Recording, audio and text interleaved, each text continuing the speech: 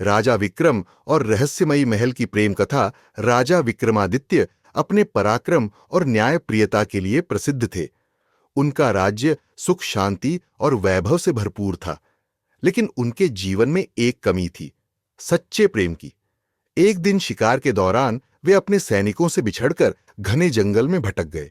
चलते चलते वे एक पुराने लेकिन भव्य महल के सामने पहुंचे।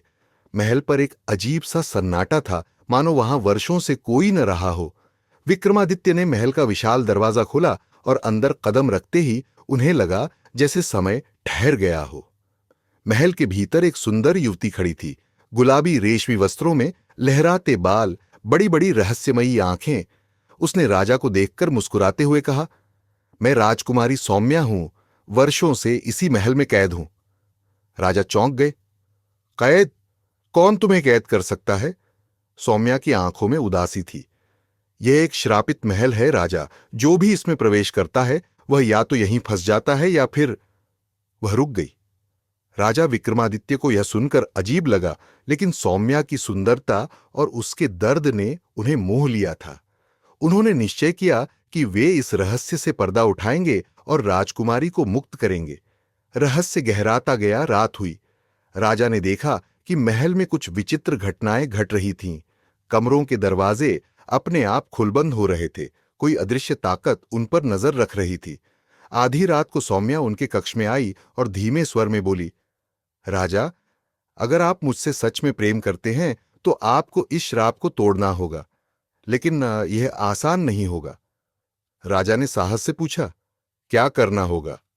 सौम्या ने कांपते स्वर में कहा, महल के सबसे गहरे कक्ष में एक प्राचीन आईना है। उस आईने में जिस किसी ने भी अपना प्रतिबिंब देखा वह इस महल का हिस्सा बन गया। मुझे इसी आईने ने बांध रखा है। अगर आप उसे नष्ट कर दें तो मैं मुक्त हो जाऊंगी। परंतु। राजा ने तुरंत तलवार उठाई और महल के अंधेरे गलियारों में बढ़ने लगे। हर कदम पर उन्हें अजीब आवाजें सुनाई दे रही थीं, पर वे रुके नहीं। अंततः उन्होंने वह कक्ष पाया। कमरे के बीचों बीच एक विशाल पुराना आईना रखा था। उसमें विक्रमादित्य की परछाई कुछ अलग सी दिख रही थी, मानो कोई दूसरा ही व्यक्ति उनमें समाया हुआ हो। सच्चाई का पर्दाफाश जैसे ही राजा ने आईने पर वार किया, एक भयंकर गर्जना हुई। अचानक सौम्या भी वहां आ गई, लेकिन उसकी आंखें अब लाल चमक रही थीं। वह दर्द से चिल्लाई, राजा, तुमने बहुत बड़ी भूल कर दी। विक्रमादित्य स्तब्ध रह गए। मतलब? सौम्या हंसी। मैं सौम्या नहीं, इस महल की आत्मा हूं। सदियों से कोई न कोई राजा मेरे जाल में फंसता आया है, लेकिन तुम पहले हो जिसने आईने को तोड़ने की हिम्मत की। अब यह श्राप समाप्त हो गया और मैं मुक्त हूं, परंतु इसके बदले तुम्हें इस महल का नया रक्षक बनना होगा।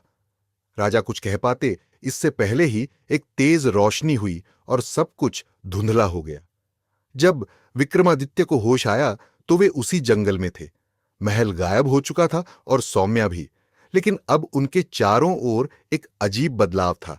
वे खुद को एक अलग युग में महसूस कर रहे थे, मानो समय की धारा ही बदल गई हो। क्या वे सच में बच गए, या अब वे स्वयं किसी और रहस्य का हिस्सा बन चुके थे?